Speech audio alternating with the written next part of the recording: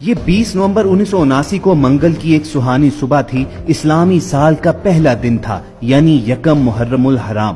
دنیا بھر میں مسلمانوں کے لیے مقدس ترین مقام حرم کعبہ میں امام شیخ عبداللہ بن سبیل نے دل نشین قرات کے بعد نماز فجر کا سلام پھیرا ہی تھا کہ چند آدمیوں نے امام صاحب کو گھیرے میں لے لیا اور ان میں سے کچھ لاؤڈ سپیکر پر قابض ہو گئے۔ اس وقت حرم شریف میں ہزاروں کے قریب نمازی موجود تھے۔ حرم شریف کے ان حملہ آوروں کا سرغنہ 27 سالہ محمد بن عبداللہ قحطانی تھا، جس نے 4 سال تک مکہ یونیورسٹی میں اسلامی قانون کی تعلیم حاصل کی ہوئی تھی۔ اس کا دست راست جہیمان بن سیف العتیبہ تھا۔ جہیمان کا تعلق ایک بدو قبیلے سے تھا اور سعودی عرب کے معروف عالم دین عبدالعزیز بن باز کی تعلیمات سے نہایت متاثر تھا۔ اس نے عبدالعزیز بن باز کی قائم کی ہوئی سلفی جماعت میں شمولیت اختیار کی، جس کا مقصد سعودی عرب میں اسلام کی اصل شکل برقرار رکھنا تھا۔ جہیمان کی شدت پسندی وقت کے ساتھ ساتھ بڑھتی چلی گئی تھی، جس کے باعث 1978 میں سعودی حکومت نے اسے کچھ ساتھیوں سمیت حراست میں بھی لیا تھا، مگر رہائی ملنے کے باوجود العتیبی کے خیالات میں تبدیلی نہ آئی اور وہ اپنے ساتھیوں کے ساتھ مل کر خانہ کعبہ پر حملہ آور ہو گیا۔ اور 20 نومبر 1979 کا یہ سیاہ ترین دن تھا کہ جب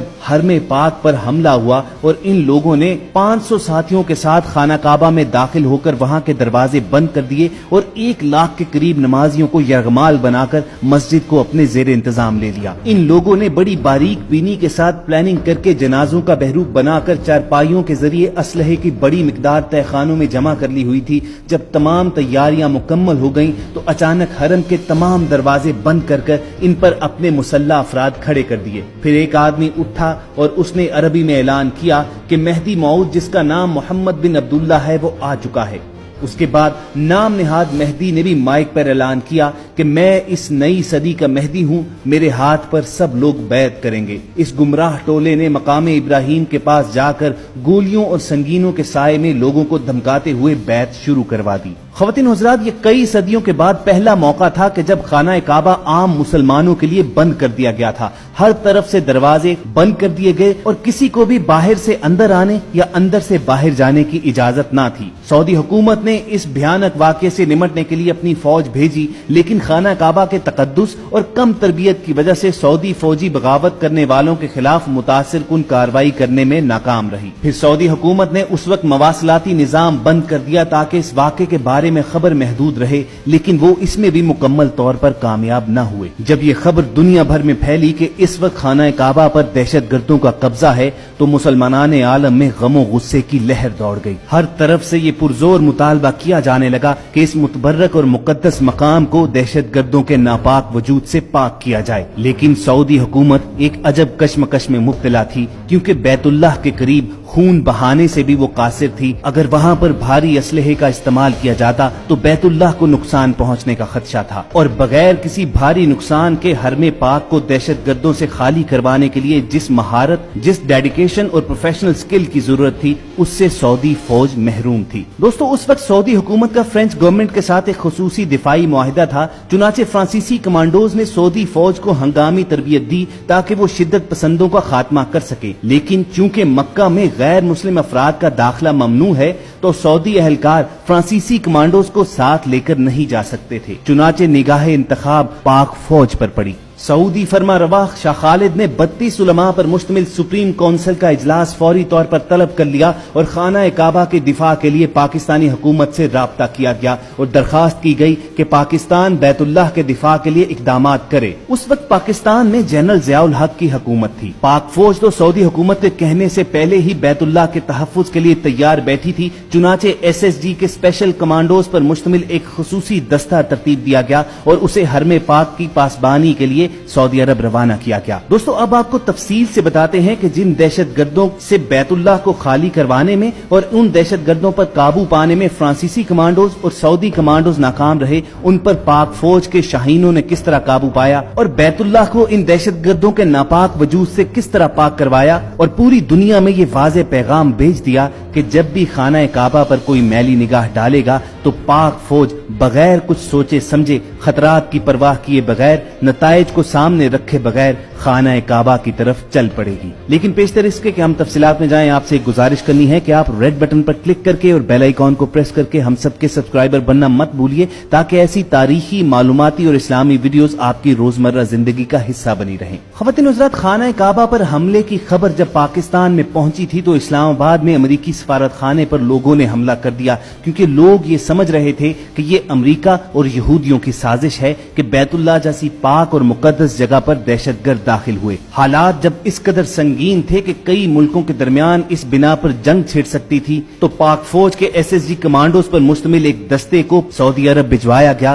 ताकि बैतुल्लाह को इन दहशतगर्दों से क्लियर करवाया जाए और 1 लाख के करीब लोग जो वहां पर यरगमाल थे उन्हें आजादी दिलवाई जाए। पाक आर्मी के स्पेशल सर्विसेज ग्रुप के इन कमांडोज की क़यादत एक मेजर को सौंपी गई। जब ये मुजाहिद मक्कातुल मुकरमा पहुंचे तो उस वक्त बैतुल्लाह पर कब्जे और इस मुहासरे को 1 हफ्ते से ज्यादा हो चुका था और लगभग 1 लाख के करीब लोग हरम शरीफ में मुक़य्यद और महसूर थे। अब ख़वातीन हज़रात, पाक फौज के कमांडोज का ये एक ट्रेडमार्क तरीकाकार है कि ये अपने दुश्मन पर, अपने हरीफ पर यकदम और तेजी से हमलावर होते हैं और उसे संभलने का मौका भी नहीं देते और उसे गर्दन से जा दबोचते हैं। लेकिन यहाँ पर मामला जरा मुख्तलिफ था, क्योंकि ये हरम पाक जैसी हसास जगह थी, इसके अंदर 1 लाख के करीब लोग महसूर थे और अगर इन दहशतगर्दों के साथ डायरेक्ट फायरिंग शुरू हो जाती तो न सिर्फ कई कीमती जानें जाया होती, बल्कि इसके साथ साथ बैतुल्लाह को भी नुकसान पहुंचने का खदशा था। लेकिन इसके साथ साथ वक्त भी निहायत तेजी के साथ गुजरता जा रहा था। चुनाचे पाकिस्तानी जांबाजों ने वहां पहुंचकर फौरी प्लानिंग शुरू कर दी। कैमराज की मदद से उस सारे एरिया का जायजा लिया गया कि जहां दहशतगर्द दंदनाते फिर रहे थे और उन्होंने अपने मुसल्ला गार्ड्स हरमे पाक के दरवाजों पर तैनात कर लिए हुए थे। फिर दोस्तों, SSG कमांडोज के दस्ते के इस लीडर मेजर के जहन में एक अजीब तरकीब आई। उस मेजर ने सबसे पहले अपने जांबाजों को बुलाया और उनसे खून पर हलफ लिया कि वो बैतुल्लाह के तहफ्फुज के लिए अपनी जान तक की बाजी लगा देंगे। अब भला ये हलफ देने में किस मुसलमान को तामुल हो सकता था। चुनाचे SSG के तमाम कमांडोज ने बखुशी और इसे एक सादत समझते हुए ये हलफ दे दिया कि अगर खाना काबा की तरफ कोई बढ़ा तो वो सीना सपर हो जाएंगे, अपने सीने पर गोलियां खाएंगे, मगर बैतुल्लाह को कोई नुकसान पहुंचने नहीं देंगे। उसके बाद कमांडोज के इस दस्ते के लीडर मेजर ने अपना रुख सऊदी हुक्काम की जानिब मोड़ा और उनसे दरखास्त की कि मस्जिदुल हराम के सहन में पानी छोड़ दिया जाए। तमाम लोग हैरान थे कि ये किस किस्म की प्लानिंग है कि दहशतगर्दों पर पानी के जरिए काबू पाया जाएगा। मेजर ने इस पर भी बस न की, बल्कि सऊदी बादशाह से हेलीकॉप्टर के जरिए SSG कमांडोज को मस्जिद के सहन में उतारने की इजाजत तलब की। अब अगर आप जानते हो तो काबा के पास नो फ्लाई जोन है,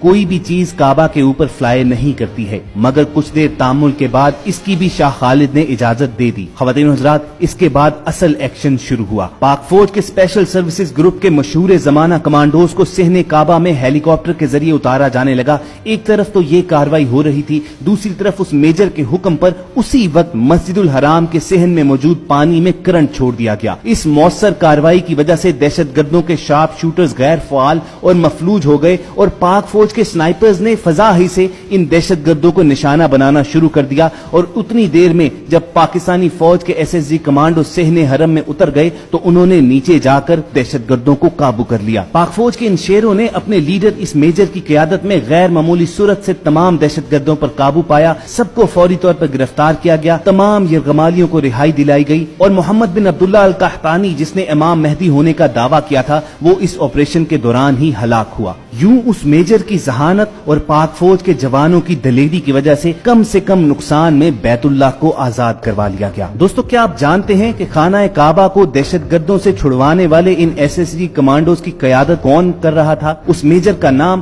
परवेज मुशर्रफ था, जो बाद में पाकिस्तान का आर्मी चीफ भी बना। और इस तरह अल्लाह ताला ने ये अजीम सादत पाकिस्तान को अता की कि जब बैतुल्लाह पर आंच आने लगी तो पाक फौज ने अपनी पेशावराना महारत से न सिर्फ बैतुल्लाह को आजाद करवाया, बल्कि दुनिया भर में अपनी स्किल्स की धाक मिटा दी। इन हमला आवरों के लीडर जहीमान अल लतीबी समेत 60 से ज्यादा शिद्दत पसंदों को हिरासत में ले लिया गया और बाद में जनवरी 1980 में इन सबको सजाए मौत सुना दी गई। इस 2 हफ्ते तक जारी रहने वाले मुहासरे की वजह से मस्जिदुल हराम की इमारत को तो कुछ नुकसान पहुंचा, मगर खाना काबा मुकम्मल तौर पर महफूज रहा। मेजर परवेज मुशर्रफ और पाक फौज के SSG कमांडोज की जहानत और दलेरी की वजह से पाक फौज का मर्तबा और मकाम दुनिया भर में बुलंद हुआ और दुश्मनाने इस्लाम خصوصاً اسرائیل اور امریکہ کو یہ واضح پیغام چلا گیا کہ اگر بیت اللہ کی طرف رخ کیا تو آپ کا مقابلہ صرف سعودی حکومت سے نہیں بلکہ پاک فوج سے ہوگا۔ خواتین و حضرات، یہ اسی واقعے کی بدولت تھا کہ سعودی حکام عمر بھر جنرل ضیاء الحق اور جنرل پرویز مشرف کی عزت کرتے رہے، اور جب بھی یہ دونوں حضرات سعودی عرب کا دورہ کرتے تو انہیں خصوصی احترام اور خصوصی پروٹوکول دیا جاتا۔ مگر بہرحال یہ کارنامہ شخصیات سے بالاتر تھا، یہ وہ چیز تھی کہ جس نے دنیا بھر میں پاکستان کے لیے نئی عزت کمائی۔ ہم سب کو پوری امید ہے کہ پاک فوج کی یہ داستان آپ کو ضرور پسند آئی ہوگی۔ اسے لائک کر کے فیس بک اور واٹس ایپ کے ذریعے زیادہ سے زیادہ لوگوں کے ساتھ شیئر کیجیے، اور اگر آپ ایسی انٹرسٹنگ اور معلوماتی ویڈیوز فیوچر میں حاصل کرنا چاہتے ہیں تو چند سیکنڈز نکال کر ریڈ بٹن پر کلک کیجیے اور بیل آئیکن کو پریس کر دیجیے تاکہ ہم سب کی اپلوڈ ہونے والی ہر ویڈیو آپ کو ہر وقت اور بر وقت ملتی رہے۔ بہت جلد ایک اور معلوماتی سیشن میں دوبارہ آپ سے ملاقات ہوگی۔ اپنا اور ارد گرد کے لوگوں کا خیال رکھیے اور ہم سب کے ساتھ جڑے رہیے۔